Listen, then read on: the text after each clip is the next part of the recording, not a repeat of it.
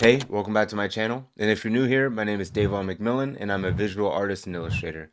Now, today I want to give you 3 tips that I think are quintessential to any artist at any point in their career. But if you're a beginner or just getting back into things, then they are absolutely necessary. Now, what makes these tips so important is they can be applied to any aspect of your life, but for artistry, it will help you grow exponentially. And all master and professional artists know these 3 tips, but for some reason, it's not talked about as often. Now, the last tip is incredibly important, so please watch to the end. But all 3 of these are going to help you grow. And without further ado, let's just get right into the first one, which is have confidence in your actions. Now, I know you might be thinking, oh, okay, well, that goes without saying, but this is often overlooked, and it's called line confidence. We start by doing these wobbly lines because we don't really have the control yet, or we do these hash marks because we're lacking certainty, instead of committing to the line and moving through the drawing. And as beginners, we all do it, even me. Let me show you. All right, so here's a drawing that I have that I did back when I was just getting started. Courses of the Akira Toriyama's character, Goku. And you could see in the line work that I wasn't very confident in the marks that I was putting down on the paper. Now, if I would have just committed to these, let's see how different it will look. I'm not going to redraw all of this, obviously.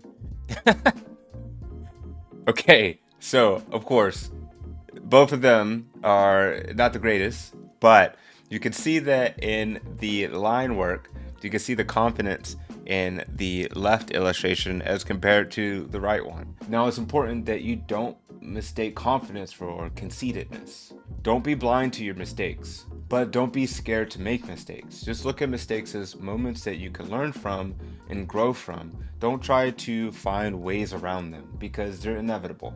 Which leads me into tip number 2, which is don't avoid something just because it's difficult. If it's difficult and you look at it as your weakness, then turn it into your strength. Of course, this is also something that could be just looked at in life in general, but as an artist, there's often moments where we have something that we're avoiding consistently. That may be drawing hands, maybe drawing feet, or drawing symmetrical faces, but you shouldn't try to avoid those things by putting or hiding hands behind your back, or drawing the feet off the page, or drawing just only side profiles. But if you're able to address these weaknesses earlier and turn them into strengths, then the process of creating becomes much more enjoyable because you have no fear of eventually getting to that point in your art. And the best way to do this is just to do it. And I know that seems like cliche or whatever, but honestly, you just have to put yourself in these uncomfortable situations and just get it over with. Get it over with now while you're beginning and you're learning and you're fluid in your process so that you don't have to do it later on. For me, that thing was drawing hands, and to force myself out of this, I did hands for weeks. And one day I even did only hands, drawing hands for 10 hours straight. I did a marathon. And as you can see, I got more confident in hands. And now, although I wouldn't call it my strength, I do feel a lot more confident in drawing hands. Okay, now it's time for the last one. And this one is the one that I think is overlooked often, but it's really just the most important skill that you can acquire when you're trying to become a better artist. And that is, to become a better artist, you need to be better at seeing. What? Yes, you have to be able to see things better. Now, if you're someone who doesn't have 20/20 vision or whatever, that doesn't mean that you literally need to see them, but you need to be able to identify how things work in relationship to each other. And this is the case in almost every aspect of art: sculpting, painting, drawing. You have to be able to see the world around you and elevate it in a way. When we're younger, we see the world with this sense of wonder and fascination, but as we get older, we are taught to dull that sense, and we focus more on the concrete and the mundane. But if you want to be able to keep that sense of wonder and fascination strong, you have to be able to see beyond what's right in front of you.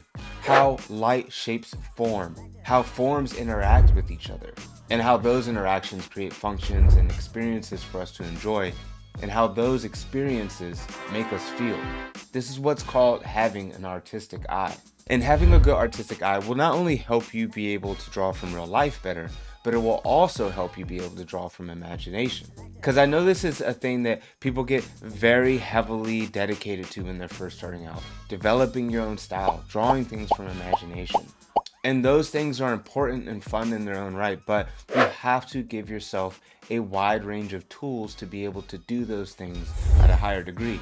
The more tools you have at your disposal, the more you're able to figure out what you want to amplify, break, or dilute to create your own style. And the more references you have in your visual library, the more you're able to build things from your imagination in the real world. And like I said before, this is something that all professional and master artists know and do. And even some beginner artists are realizing that the ability to see is really the most important skill you can have as an artist. It's more about training your brain to see. So I hope these tips help you in your artist journey. And if you're someone who doesn't know where to start, or maybe you just have too many interests, then watch this video right here to help you make some choices. And check out my Not the Art Department, my art shop, for some cool graphic tees and gear. And that's it for this one. Thank you for joining me. Thank you for giving me your time, and I'll catch you in the next one.